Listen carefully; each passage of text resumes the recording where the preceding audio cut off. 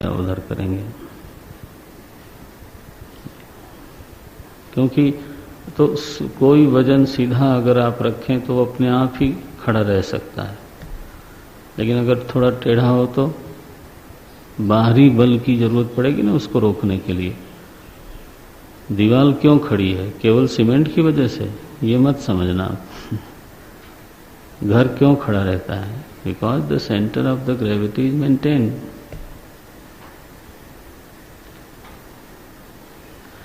अब शरीर जो है अगर वो सीधा हो तब तो बात बन जाती है, और अगर टेढ़ा मेढ़ा हो तो देर तक तो क्या बैठेगा आदमी, क्योंकि उसको फिर उसको संभालने के लिए उसको मसल्स का सहारा लेना पड़ेगा, तो थकेंगी ना शरीर के और अंग थकेंगे।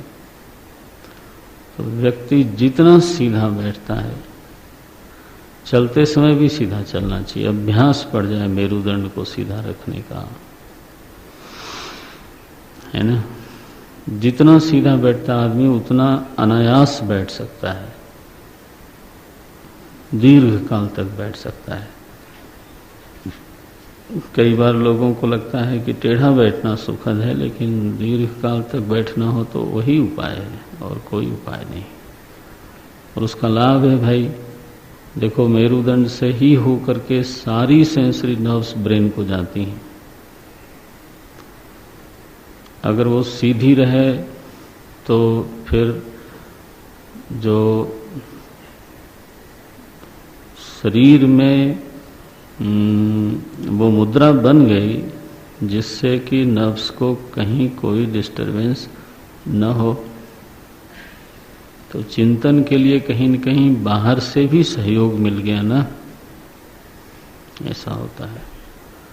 और आसन में बैठने पर थोड़ी देर बाद सूक्ष्म तंतुओं ने, जो शरीर में सूक्ष्म तंतु हैं, वो रिलैक्स हो जाते हैं और एक विशेष प्रकार की अनुभूति होती ही है केवल आसन सिद्धि होने से। आसन लग जाए तो मन लग जाता है। दोनों का अन्योन्याश्रय है। वैसे तो मन अगर चंचल हो तो उस दिन आसन लगेगा नहीं, ये भी एक समस्या है। महर्षि पतंजलि ने लक्षण बताए हैं, मनः चांचल्य के लक्षण बताए हैं, 6 लक्षण बताए। समाधि में कुछ चीजें गड़बड़ हो जाती हैं तो कैसे, तो जो अभी मैं एक ही बोलूँगा, अंगम अजेयत्वम।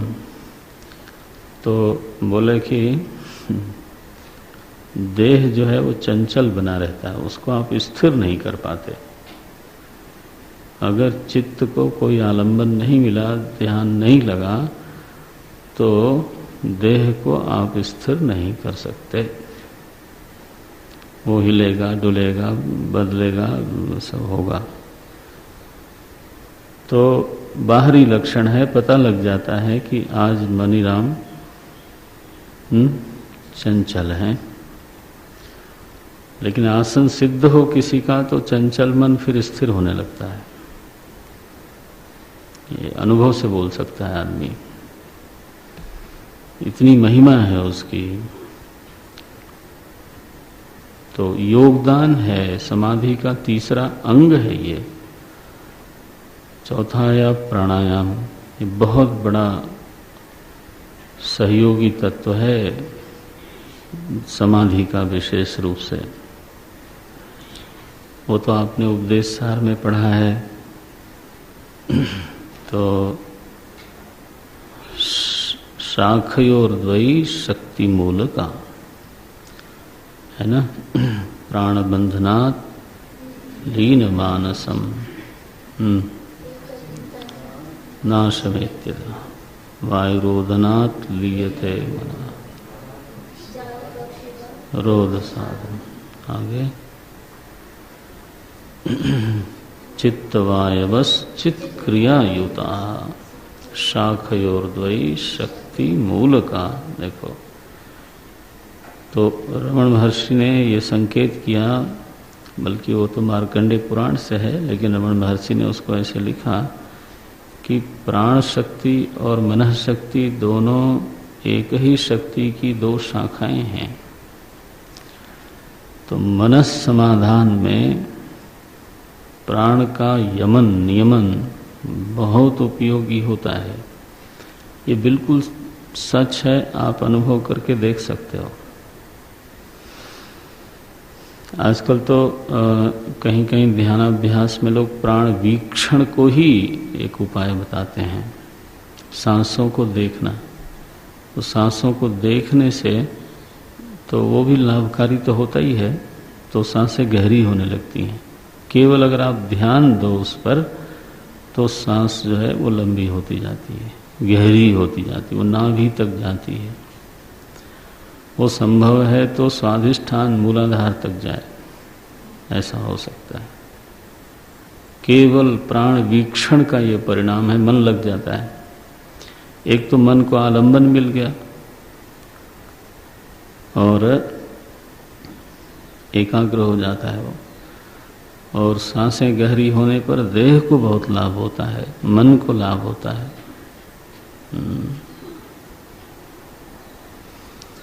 तो ये तो एक हुआ प्राण वीक्षण। प्राणायाम क्या हुआ फिर? तो बोले कि ये ऋषियों की एक अद्भुत खोज है, केवल मनुष्य जाति में प्राप्त होता है, और मुझे लगता है कि किसी भी धर्म में इसका संकेत नहीं है सिवाय हिंदू धर्म के। कहीं मैंने किसी भी धर्म के साधक के जीवन में या उनके कथन में ये पाया नहीं। अब और किसी तरह से करते होंगे तो मुझे मालूम नहीं, लेकिन इस पर खोज जबरदस्त है। कई प्रकार के प्राणायाम होते हैं, लेकिन उसमें से लक्षण क्या है? तो बोले रेचक पूरक कुंभक लक्षणाः। तो श्वास की जो दो नलिकाएं हैं तो उनका प्रयोजन है। एक तो बिल्कुल साधारण प्रयोजन है कि कदाचित जब व्यक्ति को कफ का प्रकोप होता है तो कुछ भगवान की ऐसी दया है कि दोनों नासिका व्यक्ति की कभी पूरी तरह से बंद होती नहीं।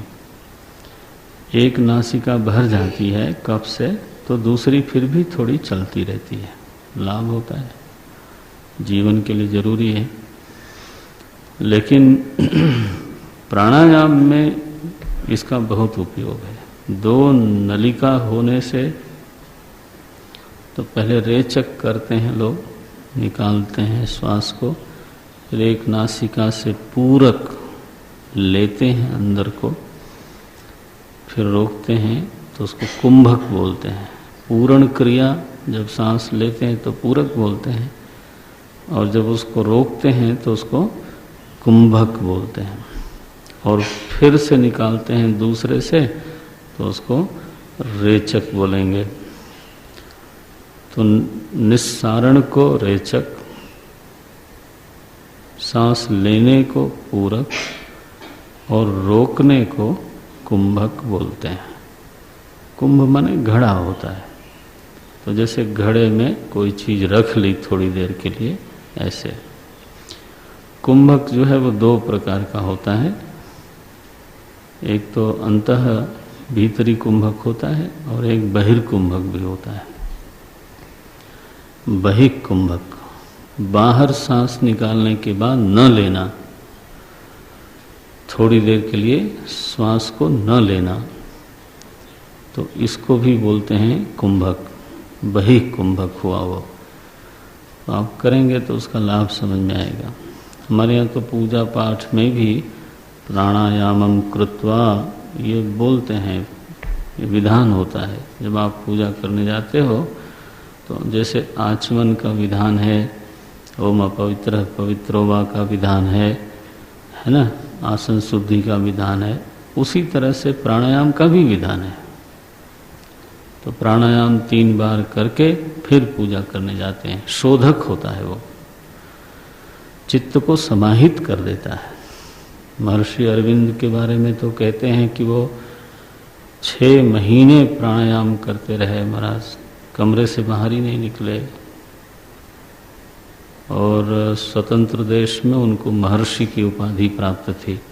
ऐसा अपने आप लगा लिया सो नहीं, बहुत कम लोगों को ऋषि की उपाधि दी जाती है। वैसे तो ऋषि माने मंत्र दृष्टा मुख्य रूप से होता है, लेकिन साधारण रूप से और भी महर्षि शब्द का अर्थ है, इसलिए कोई आपत्ति वाली बात नहीं है। तो जैसे महर्षि रमण, महर्षि अरविंद, ये इस शताब्दी में 2 ही 3 लोगों को तो महर्षि पद मिला। प्राणायाम की प्रधान साधना वो करते थे, मुख्य बिल्कुल। तो चूंकि चित्त के समाधान में यह साधना उपयोगी है, देह के शोधन में उपयोगी है, चित्त की सूक्ष्मता में उपयोगी है, एकाग्रता में उपयोगी है, इसलिए इसको समाधि का अंग बताया गया। अगर प्राणायाम ठीक ठीक हो रहा हो, दोनों नासिका सम चल जाएं, तो जैसा मैंने कभी कहा था कि फिर सुषुम्ना की, प्रश्नोपनिषद में कहा था, सुषुम्ना की जागृति हो जाती है और सुषुम्ना चिंतन को बहुत समर्थन करती है। समाहित होने में सुषुम्ना का बहुत योगदान है।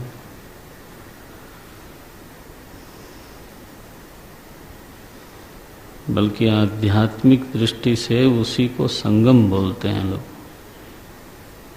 इड़ा पिंगला और सुषुम्ना।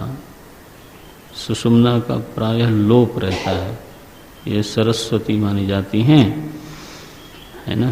देखो, ये सूर्य नाड़ी जो है वो यमुना जी हैं, चंद्र नाड़ी जो है वो गंगा जी हैं, शीतल हैं, विचार प्रधान है, भक्ति प्रधान है,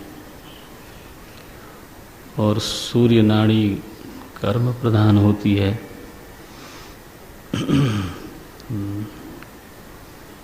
दाहिनी नासिका को, दाहिनी नाड़ी जब चलती है उसको सूर्य नाड़ी बोलते हैं, और यमुना जी को सूर्य पुत्री भी कहा गया है।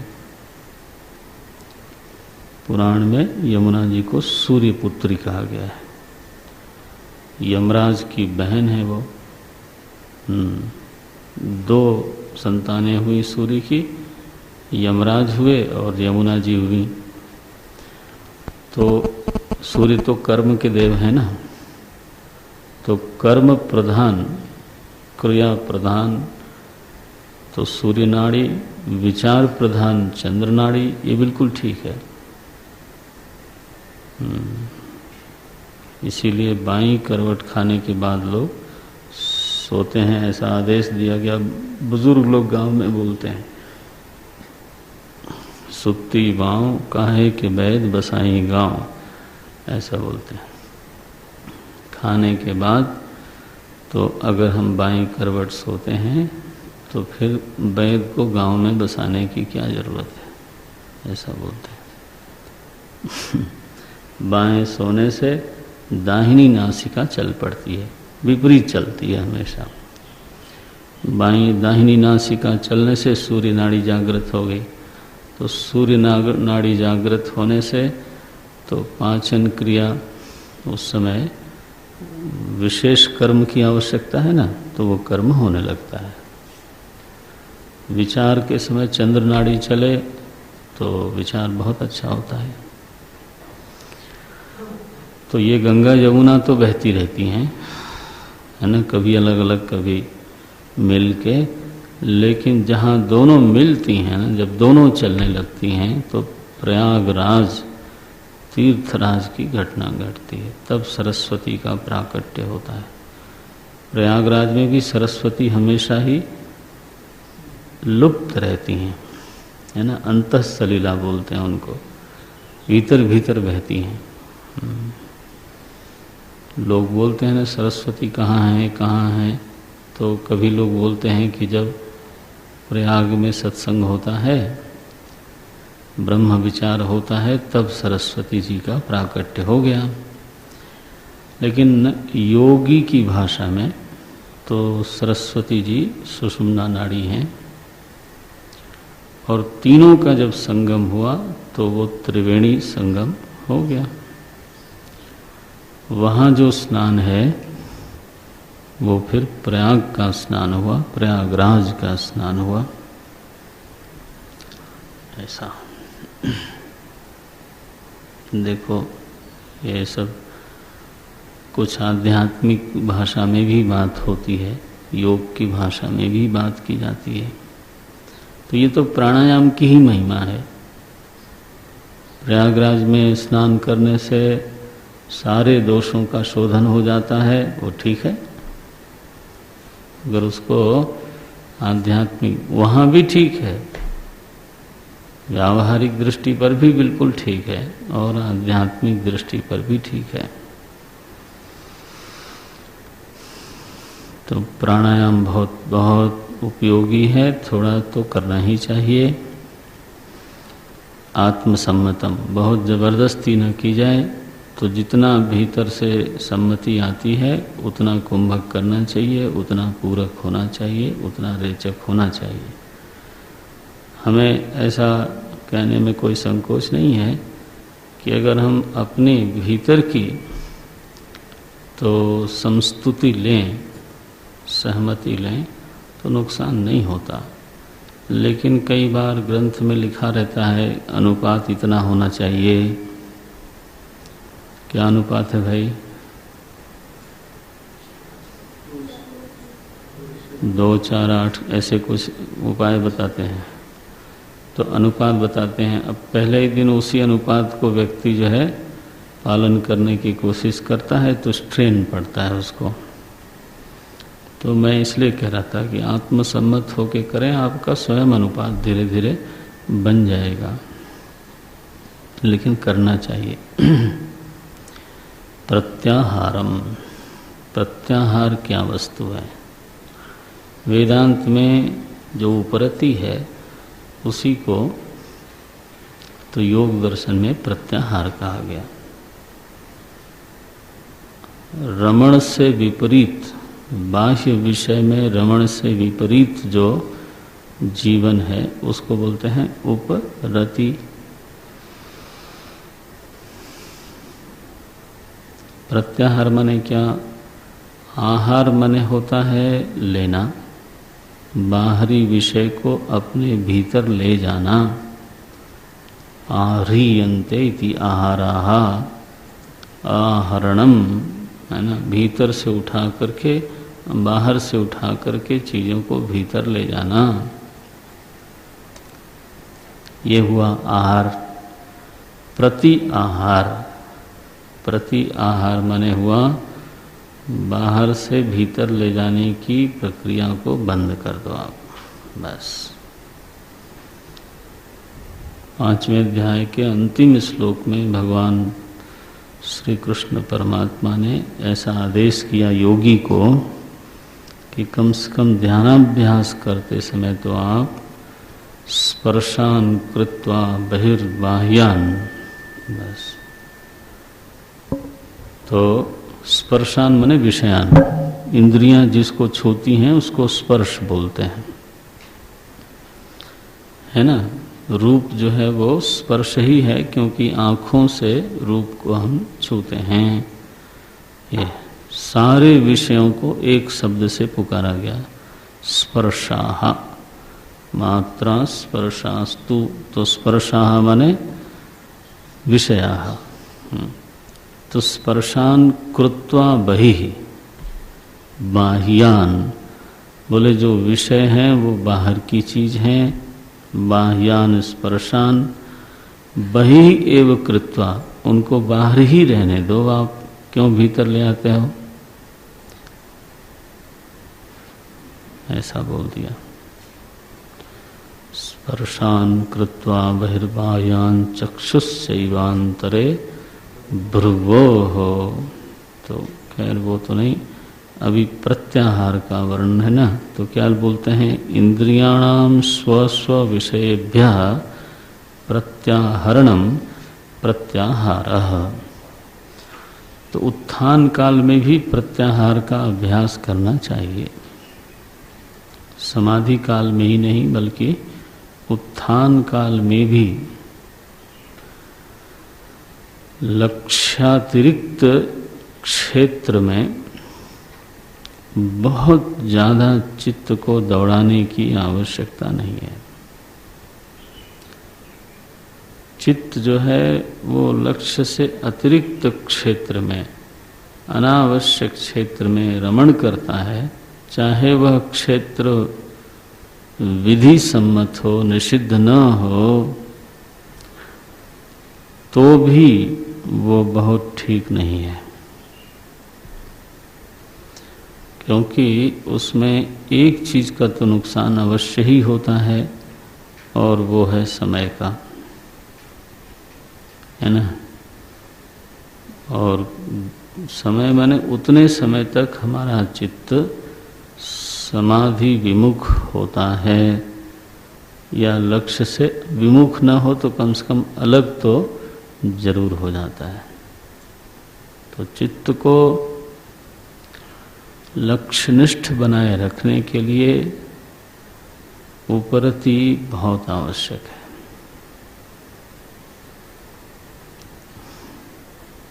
बहुत आवश्यक है। उपरति की कमी में ये दोष आता है कि चित्त लक्ष्यनिष्ठ नहीं रहता, फिर पूरा नहीं रहता, व्यभिचारी होता है, कभी वहाँ कभी वहाँ कभी वहाँ कभी वहाँ। इसको जबरदस्ती नहीं करना है, we have to do intelligently, you know. कई बार हम ऐसा भी देखते हैं कि थोड़ा विषयांतर करने से बाद में चित्त को शांत करना या उसको लक्ष्य में प्रवेश कराना ज़्यादा सुखद होता है। इसलिए बोले कि चलो अच्छा थोड़ा डाइवर्जन कर देते हैं, है ना। बोर हो जाता है एक क्षेत्र में, कई बार चित्त रखते रखते अगर बलात् रखें तो वो धीरे धीरे ऊब सा जाता है। तो उस समय उसमें फिर से ताजगी लाने के लिए, है ना, कभी विषयांतर की आवश्यकता होती है। इसी को मनोरंजन बोलते हैं। चाहे वो विषयांतर किसी और तरीके से कर लिया जाए, चर्चा से कर लिया जाए, कोई ग्रंथ पढ़ा जाए, कोई चीज़ देखी जाए, कहीं घूमने जाया जाए, इसलिए नहीं कि वही हमारा लक्ष्य है, वो इसलिए क्योंकि उससे चित्त में जो ऊबन आ गई थी, थकान सी आ गई थी, वो दूर होती है ना। ऐसा तो ये सारा जो अभ्यास है ना, उसमें प्रज्ञा बहुत जरूरी है, इंटेलिजेंटली होना चाहिए। गुरुदेव तो इस बात पर बहुत जोर देते थे कि साधना में बुद्धि बिल्कुल जागृत रहनी चाहिए, समझदारी से साधना होनी चाहिए। किताबी साधना करने से तो गड़बड़ हो जाएगी। किताब मदद के लिए होती है, लेकिन आपकी स्वयं की स्थिति कैसी है, क्या है, वो तो आप स्वयं ही जानते हो ना। किताब देख करके कोई खाना बनाने चला, कई बार मैं देखता हूँ ना टीवी पर, कभी विनोद दिखाते हैं, वहाँ हास्यास्पद हो जाता है, फिर तो वो कुछ तो कुछ बन ही जाता है, चाहे उसको कोई खाए या न खाए। वो जो बनाती है वो स्वयं नहीं खाती, क्योंकि वो तो बहुत ही भयंकर बना भाई। किताब के अनुसार बनाया लेकिन कुछ बना नहीं, तो किताब बेकार नहीं है, लेकिन उसमें जो स्वयं प्रज्ञा है, यस्य नास्ति स्वयं प्रज्ञा शास्त्रम तस्य करोति किम। जिसको स्वयं प्रज्ञा नहीं है, शास्त्र उसका क्या भला करेगा। ये भी संस्कृत में ही आचार्यों ने लिखा है, यस्य नास्ति स्वयं प्रज्ञा शास्त्रम तस्य करोति किम। उस बेचारे का क्या भला करेगा शास्त्र। तो प्रत्याहारम स्वस्व विषयेभ्यः प्रत्याहरणम प्रत्याहारः। इंद्रियां अगर अपने विषय का आहरण करना बंद कर दें तो उसको प्रत्याहार कहते हैं। ये एक बहुत बढ़िया अनुभव होता है। इंद्रिय व्यापार अगर रुक जाए तो इंद्रियां मन से अभिन्न हो जाती हैं, है ना। फिर वो पृथक अस्तित्व उनका है, यह अनुभव में आता नहीं। इंद्रिय व्यापार शांत होने पर इंद्रियां मन से अभिन्न हो जाती हैं और मनोव्यापार बंद होने पर मन बुद्धि से अभिन्न हो जाता है। ऐसा है ये। हम व्यापार को रोकें और आप देखें कि लय प्रक्रिया शुरू हो गई। यच्छेत वांग मनसि प्राज्ञ तद यच्छेत ज्ञानमात्मनि ज्ञानमात्मनि महति नियच्छेत तद यच्छेत शांतात्मनि। तो उपनिषद ने कहा कि वांग मने इंद्रियों को मनसी नियच्छेत, मन में डाल दो। मन में डाल दो मने इंद्रिय व्यापार मत करिए तो वो स्वयं मन में चली जाएंगे, है ना। और मन में जो संकल्प विकल्प उठते रहते हैं, अगर वो शांत हो जाए तो चित्त स्वयं विचारात्मक हो जाता है, ज्ञानात्मनि विचारात्मक चिंतनात्मक हो जाता है, विक्षेपात्मक नहीं रहता। फिर ये चित्त की स्वतः प्राप्त स्थितियां हैं, जिसको आप थोड़ा ध्यान से बैठेंगे तो स्वयं समझेंगे। देखो, यदा पंचावतिष्ठन्ते ज्ञानानि मनसा सह बुद्धिश्च न विचेष्टते तामाहुः परमां गतिः तामाहुः परमां गतिम्। देखो, श्रुति ने ऐसा कह दिया, वेद ने, हाँ परम प्रमाण है वो। यदा पंचावतिष्ठन्ते, पांचों ज्ञान इंद्रियां जहाँ पर व्यापार रहित हैं, ज्ञानानि, ज्ञानानि मने ज्ञान इंद्रियां, मनसा सह, और मनोव्यापार भी नहीं है, बुद्धिश्च न विचेष्टते, वाह, बुद्धि में चेष्टा नहीं है। ऐसी जो स्थिति भीतर प्राप्त हुई तो श्रुति ने कहा ताम आहुः परमां गतिम, उस स्थिति को परम गति कहते हैं।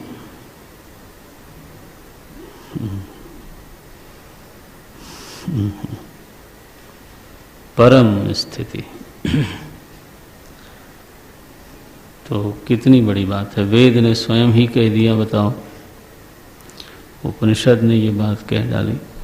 गीता में आया, आत्मसंस्थम मनः कृत्वा न किंचिदपि चिंतयेत् शनैः शनैरुपरमेत् बुद्ध्या धृति गृहीतया आत्मसंस्थम मनः कृत्वा न किंचिदपि चिंतयेत्। देखो, तामाहुः परमां गति, सा काष्ठा सा परागति। बताओ, पराकाष्ठा है वो। मनुष्य सर्वोत्तम स्थिति में प्रवेश कर सकता है, और मज़ा ये है कि ये उसके हाथ की चीज़ है, हम नहीं करते। जो बाजार की चीज़ है उसके लिए तो बहुत परिश्रम होता है। अब वो हमारी तो नहीं है, तो लेकिन अब वो हमारी बनाना चाहते हैं। और जो सचमुच में हमारी है, कोई उसमें पराये की से लेने की ज़रूरत नहीं है, लेकिन फिर उधर नहीं जाना चाहते। तो प्रत्याहार का अभिप्राय देखो ऐसा है, इंद्रिय को मन में लीन करने जैसा है। समाधि काल में तो करना ही करना है, उत्थान काल में भी इसका अभ्यास होना चाहिए। अब अंतरंग, जो समाधि के 3 अंतरंग अंग हैं, धारणा, ध्यान और समाधि, उनका निरूपण है। तो हम दोपहर की इस कक्षा में देखेंगे उसको। अस्यांगानि।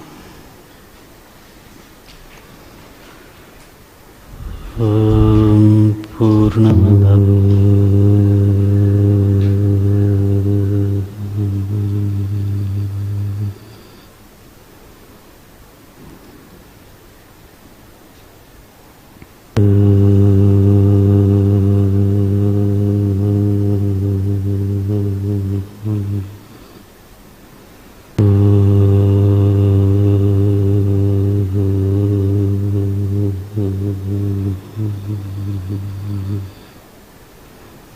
माने प्राणस्य यमनम इति, प्राणस्य नियमनम इति, प्राण का नियमन करना, प्राण का यमन करना प्राणायाम कहलाता है।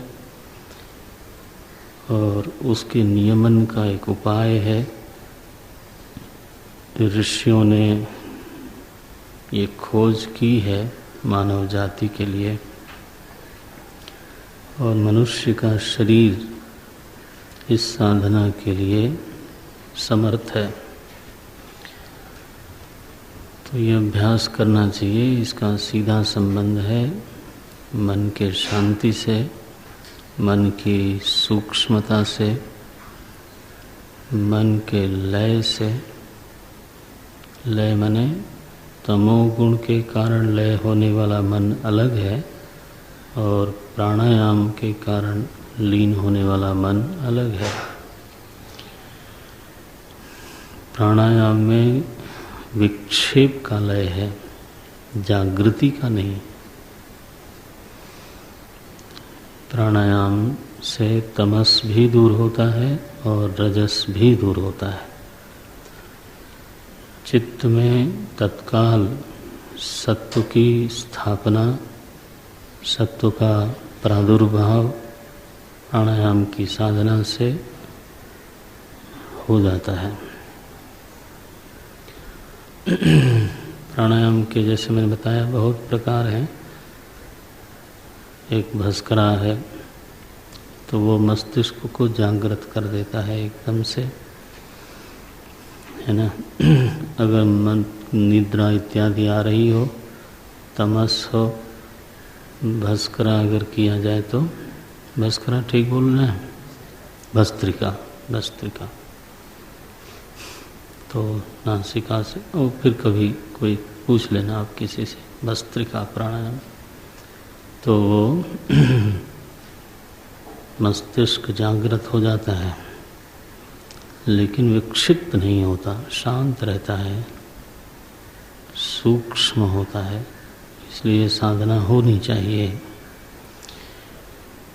प्रत्याहार तो अब अंतरंग साधना शुरू हो गई। मान लो आप, जब हम बैठ गए आसन पर, प्राणायाम किया और फिर प्रत्याहार किया, तो बैठ करके प्रत्याहार का अभिप्राय है कि समस्त इंद्रिय का व्यापार रोक दिया गया।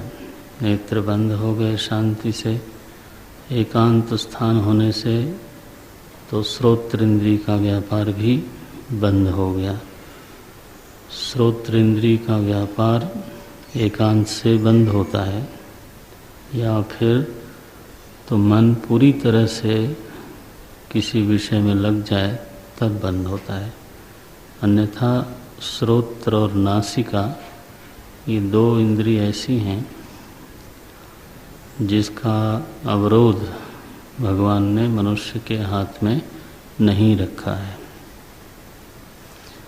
तो अगर दुर्गंध आती है तो दुर्गंध आती है, आपके चाहने से तो वो रुकेगी नहीं। नासिका को दबाएंगे, कितनी देर दबाएंगे? इसलिए ये नियंत्रण, जैसे आँखों के ऊपर हमारा नियंत्रण है, आँखें बंद कर ली, पलक झपक गई तो बस हो गया, मुँह दहूँ तो हाँ तो नेत्र बंद हो गए, कोई नहीं है कहीं। तो इसी तरह से रसना है, जब तक उस पर भोजन न रखा जाए, स्वाद न रखा जाए, उसका कोई व्यापार नहीं होता। स्पर्श भी जब तक कोई चीज़ उससे आके मिले नहीं, तब तक तो स्पर्श होता नहीं। 3 इंद्रियां तो नियंत्रण में हैं, लेकिन 2 इंद्रियां ऐसी हैं जिनके लिए पवित्र और एकांत देश की आवश्यकता पड़ती है। शुचौ देशे प्रतिष्ठाप्य स्थिरम आसनम आत्मनः नात्युच्छ्रितम नातिनीचम चैलाजिन कुशोत्तरम तत्रैकाग्रम मनः कृत्वा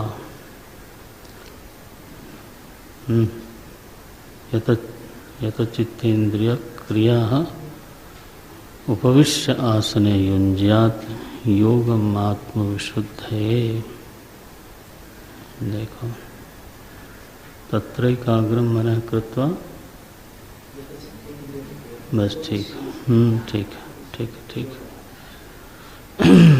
तो ये है, तो उसी के लिए शुचौ देशे प्रतिष्ठाप्य, क्योंकि नासिका का भी निरोध, नासिका इंद्री का जो प्रत्याहार है वो पवित्र देश में ही हो सकता है ना। और श्रोत्रेंद्री के का जो प्रत्याहार है वो भी एकांत देश में हो सकता है। इसलिए योगी युंजित सततम आत्मानं रहस्य स्थितः, रहस्य प्रदेशे स्थितः एकाकी यतचित्तात्मा निराशी ही अपरिग्रहः। ऐसा तो प्रत्याहरणम स्वस्व इंद्रियाणाम स्वस्व विषयेभ्यः प्रत्याहरणम प्रत्याहारः। इसमें देश और काल का ठीक ठीक चुनाव हो जाए तो बात बन जाती है। तो ऐसा काल भी होता है जिस समय एकांत मिल जाता है, और ऐसा देश भी होता है जिसमें एकांत मिल सकता है। तो जैसा बने। अब बोलते हैं धारणा। अद्वितीय वस्तुनि अंतरिंद्रिय धारणम धारणा। तो योग सूत्र में महर्षि पतंजलि ने तो धारणा की परिभाषा थोड़ी सी भिन्न करी। वो तो साधना के लिए आरंभ में धारणा कैसी होती है उसी का उल्लेख करते हैं। तो उनका सूत्र है देशबंध चित्तस्य धारणा, चित्तस्य देशबंध, देशबंध चित्तस्य धारणा। चित्त को एक देश में बांध लेने का नाम धारणा है। अब वह देश क्या होगा ये साधक के संस्कार, साधक की वासना के ऊपर निर्भर करता है। उसकी रुचि, उसका संस्कार, उसकी पूर्व वासना। कोई साधक हैं जो मंत्र देश में चित्त को बांधते हैं। देश माने आकाश मात्र मत समझना, देश माने आलम्बन। जैसे मंत्र देश, चित्त को मंत्र देश में निबद्ध कर देना। ऐसी तन्मयता से जप होता है कि चित्त मंत्र देश का त्याग नहीं करता है, उसी में बंध गया वो। अथवा कभी रूप देश में चित्त को बांधते हैं। जो भगवान के रूप के उपासक लोग हैं वो रूप देश में चित्त को बांधते हैं। और इसमें अभ्यास के समय में ऐसी भी अनुमति है कि सामने आप चाहें तो अपने इष्ट देव का तो चित्र रख लें और खुली आंख से ध्यान करें। ध्यान तो कम होगा, धारणा होगी। चित्त कहाँ बांधा गया? बोले रूप देश में। जो लोग ईश्वर का रूप नहीं मानते तो वो लोग मोमबत्ती जलाते हैं। क्रिश्चियन लोग जो हैं जैसे, वो लोग मोमबत्ती सामने रखते हैं और थोड़ा उसका भी ध्यान करते हैं। दीप शिखा पर ध्यान टिकाना, ऐसा भी होता है, वो भी धारणा ही है। और तो इससे जो स्थूल है वो प्रार्थना देश में है, स्तुति देश में है। स्तुति में चित्त को बांधना, मंत्र से भी थोड़ा वो स्थूल है। इसीलिए रमन महर्षि ने तो